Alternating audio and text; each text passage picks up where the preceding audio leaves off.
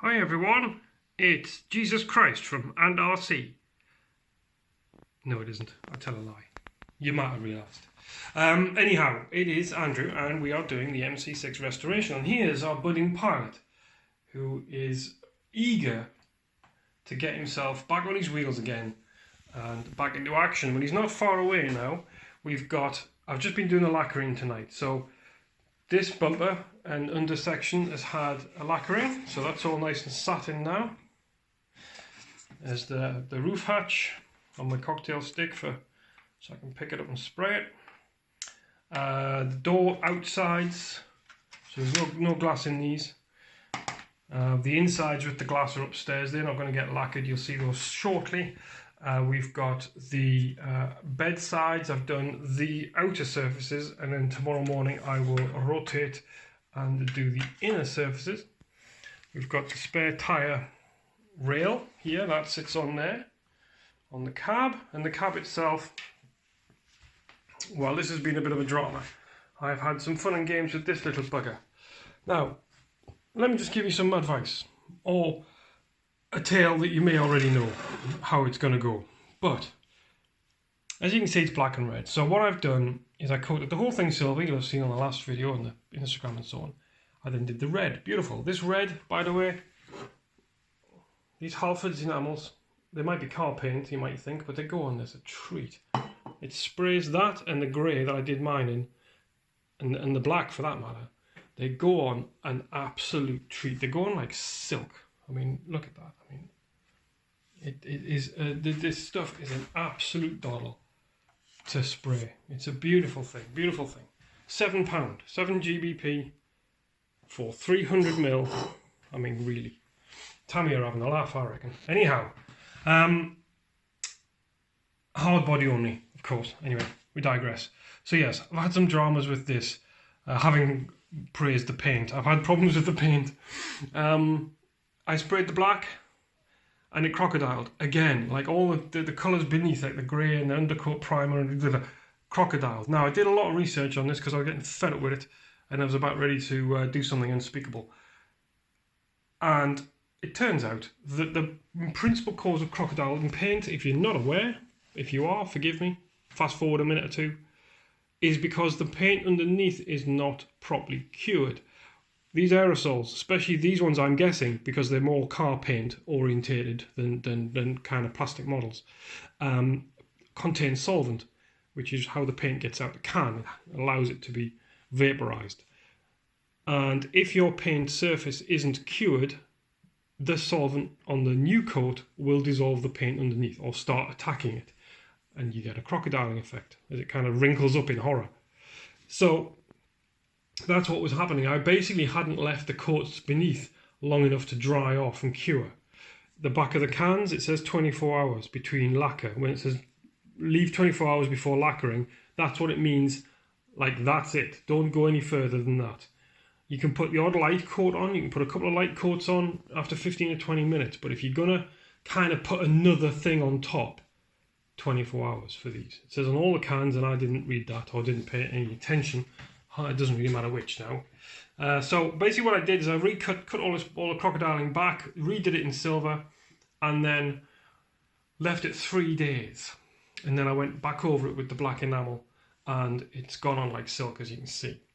And jobs are good. So all is well, just don't be in such a damn rush, was really my problem there.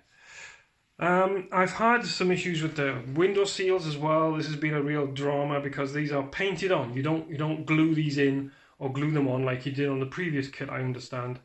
If I understood Mal at Basildon Trailblazing Buddies correctly. And these are painted on. So what I did was I brush painted the black. On mine, I seem to remember that I did the grey and then I lacquered the whole thing. And then I masked off and sprayed the black edges in. Well, I did it kind of arse about face with this. I did the red first, and then I just painted the black on, sorry. At which point I'd lost a lot of the edge that defines the seals, because they are proud, these things. There is a proud edge. They are kind of quite raised off the maybe you can tell. So finding that edge of the paintbrush at times was a bit of a dodgy thing. You can see even there's still a bit of a bulge on there. So I didn't make a very good job of them, I'll be quite honest with you. I wasn't very happy with it. Terry's like, don't worry, it's fine, it'll look great. I said, no. If it's worth doing, it's worth doing right. I'm a believer that, you know, one of the things that separates an okay rig from a rig that you look at and you go, wow, that's pretty cool, is the detail.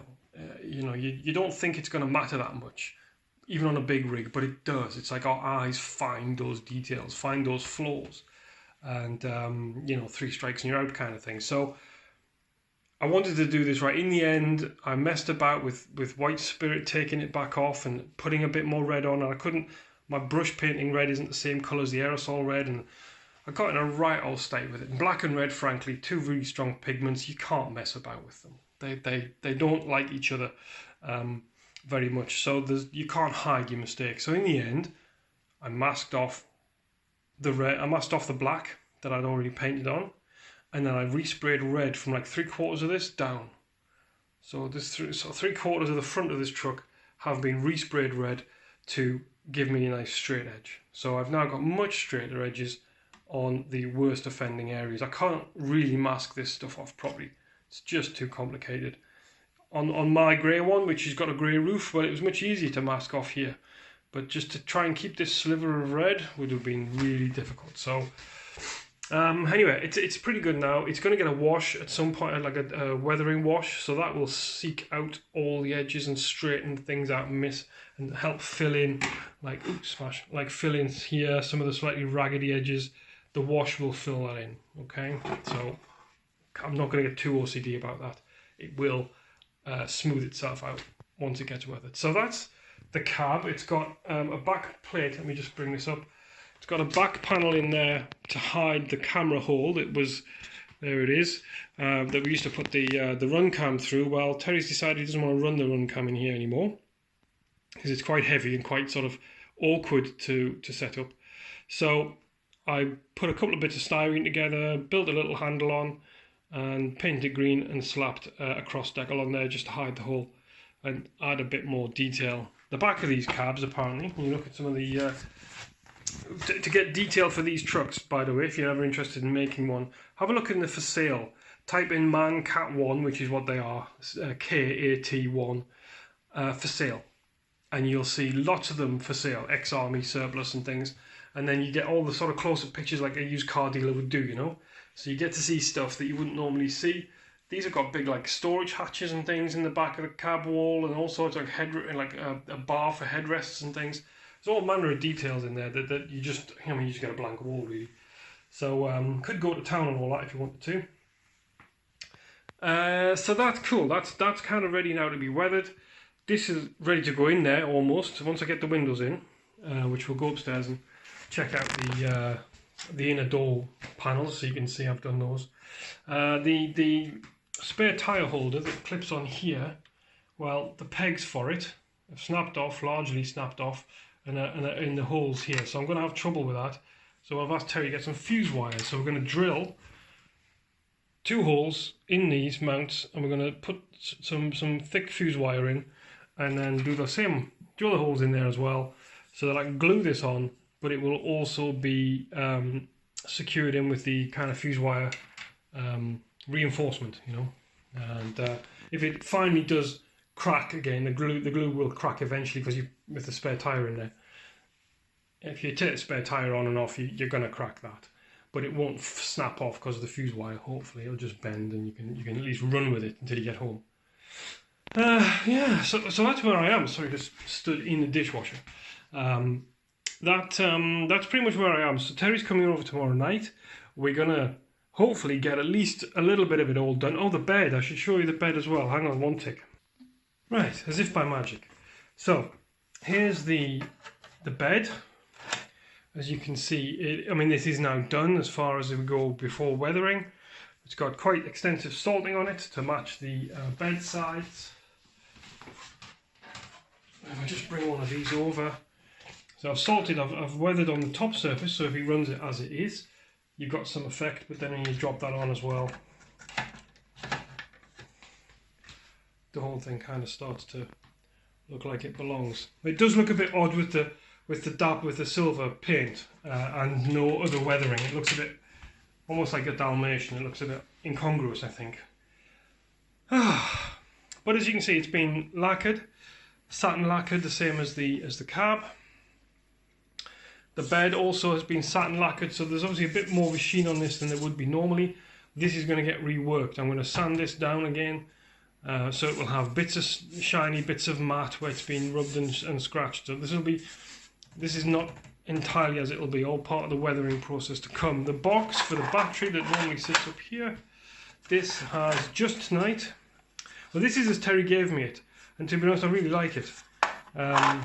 It was quite heavily painted before, but then he sanded it all back for me, and in doing so, aside from going this way with the sandpaper, which, you know, okay, fair enough, but, you know, you would go that way because that's where the grain is going to be, yeah, so you would always sand that way on these sections here. You can see the marks still, so I can't leave it like this because it's not right, but I have scored the grain in, you can see there, okay, again, just a scalpel blade. And on close-up, it looks a bit sketchy, where you can see where the blades wandered about and jumped off the wood there, off the panel, and it's a bit sketchy close-up, but who's going to get that close? It's going to be like there, you know, and it looks kind of wood-like, I hope. So that's going to get a similar treatment when I finish this video, if I ever finish this video, 11.5 minutes, Jesus, to be a bit more like this. But I am then going to paint it. I'm going to put a green, army green on it. A bit like that, okay? So it's going to have much the same kind of colour on top, and then I'm going to do what I was going to do to this, which is cut it back.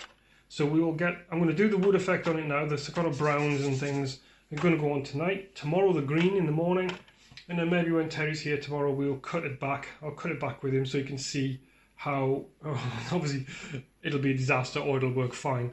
Worst case, it'll come back to this, which is looks okay, doesn't it? Yeah, it looks a kind of nice wood thing as it is. If it wasn't for that wrong directional sanding, I would happily leave it like this. The back hasn't been touched, but when it sits like that, I would, those colours, that bleached kind of thing, you know, and he's got like black enamel wash in there, you know, it looks much better like this. It works. So I would actually leave it like that, frankly. Maybe darken it a bit, but I really do like the kind of tones and things. But for that, wrong directional scratching is, for me, don't work. Now, the door inners, as I said, these haven't been lacquered, so they're going to stay as they are, because I quite like the matte black panel in the middle. I really don't want to start masking them off. Now, the glass is, again, the same perspex that I've used for the windscreen, so I cut these to shape. I've glued them in with tiny dabs of super glue in each corner and slathered wood glue all over them. So you can see there's a little bit of a, see the sort of fuzzy kind of fogginess to it, the rectangular foggy. Well, that was just me wiping away at the wood glue once it had dried, because obviously you can wet the wood glue again and take it off. So it's a nice easy thing to slather all over your windows, and then you just kind of spend some time with a damp Q-tip cotton bud to ease that water-based glue back off of the surface. So there's a little bit more cleaning up to do before these go inside the doors, okay? But they are pretty much a little bit of weathering, obviously, a little bit of highlighting and so on, but effectively they are as they'll be. And obviously that'll be, right, that's the inside one for here. Okay, that'll go, no it won't. Yes it will. Yes it will. No, it won't. It'll go in there. Oh, Jesus. It's so complicated, isn't it? It's 10 o'clock at night as well. Right, so it'll go in there. Right, so it'll be like so. Right, so that now is all I've got to show you. That's all there is. He's bringing the chassis over tomorrow, and hopefully some of this, if not all of it, will be mounted onto the chassis and left with me so I can I don't really want to mount it. I'm tempted now not to mount it with him, because I want him to see it done. I don't want him to see it like this, half done in as a whole, because it won't look right. It's far too clean and yet well chipped away. It's just glossy. It doesn't look right. So I'd rather, you know, maybe I don't think I'll be looking to get this on the chassis tomorrow. I think we'll just ditch the chassis, put it in a corner. You can have a look at the bits together, you know, but to put the whole thing, no, the whole thing has to go together when it's done, and I think not before. But it's going to come out pretty, it's looking pretty good. I'm really pleased with the idea of the two-tone. I think that's going to break it up nice. And look, you guys can have a little sneak peek of what Terry's going to get to do tomorrow. So it's going to look, oh god, this camera's so not wide, but it's you know, it's going to be like that. It's nice because it's not too red. There's not that much red at this point. But obviously once you start putting the bed sides on, then you are starting to look at a fairly red truck. Obviously it's black chassis, black wheels as well. We're not doing the stock wheels are going to stay black because they're black at the moment and you can't take them off because the nuts have rounded off. It will, apparently, so telling me today he's going to get us another set of alloys like mine and spray them red. So there will be a red wheel choice going on this, but the stock tyres will be, and the stock wheels will be black. So it will be a nice kind of contrast, you know, a nice,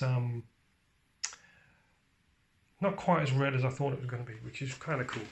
So, yeah, it's all about the weathering now, and that'll be your next update, I think. Alright folks, bye for now.